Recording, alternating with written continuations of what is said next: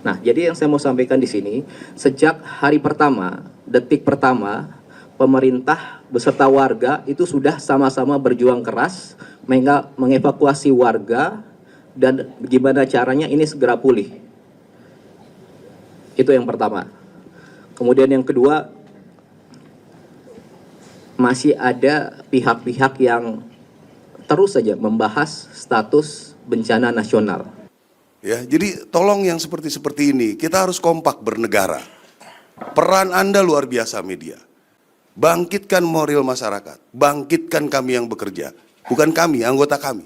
Tolonglah jurnalis jangan memberitakan hal-hal yang buruk. Itu bagus betul. Untuk mencegah jangan sampai kepercayaan publik pada pemerintah itu hancur, runtuh. Tetapi sebaliknya yang membuat kepercayaan publik pemerintah itu runtuh itu bukan netizen, bukan masyarakat sipil, tapi Bahlil, Zulkifli, siapa lagi itu, Raja, atau segala macam itu. Jadi mereka sebetulnya yang mesti ditegur karena mereka lah yang memburukkan persepsi pemerintah kan. Jadi netizen tidak mungkin dicegah untuk memberitakan hal-hal yang buruk. Netizen pasti akan memberitakan hal yang baik bila tidak ada hal buruk yang mendahului atau bahkan melampaui berita baik itu kan. Bayangkan misalnya dalam 2 minggu koordinasi tidak terlihat semacam kesiagaan mental dari para kabinet itu, lalu diperpanjang daruratnya 2 minggu lagi. Artinya ada kelemahan di dalam manajemen bencana ini. Belum lagi bila setelah bencana masih ada problem untuk mengatur ulang tata ruang yang udah berantakan tuh, saling klaim di mana pematang saya, mana pohon saya, mana bagian dari rumah saya, itu juga akan pasca bencana pasti akan lebih rumit lagi. Jadi sekali lagi kita mau coba baca bahwa kegelisahan pemerintah terbaca juga pada pemberitaan negatif yang memang tidak mungkin dicegah tuh.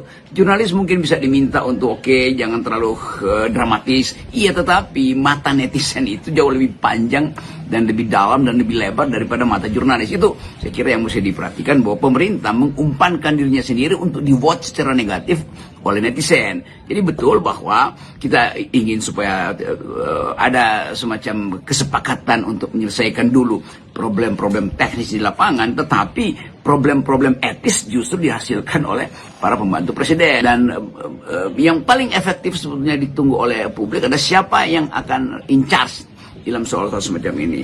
Dan itu yang menunjukkan bahwa kepemimpinan kabinet sampai sekarang ini belum bisa memberi sinyal bahwa mereka mengendalikan keadaan tuh. Dan tidak mungkin terus-menerus minta informasi pada presiden. Jadi mesti ada satu orang yang in charge dalam soal ini nih, siapapun menterinya tuh, yang setiap hari bisa diakses dan memberi penjelasan yang jujur tuh.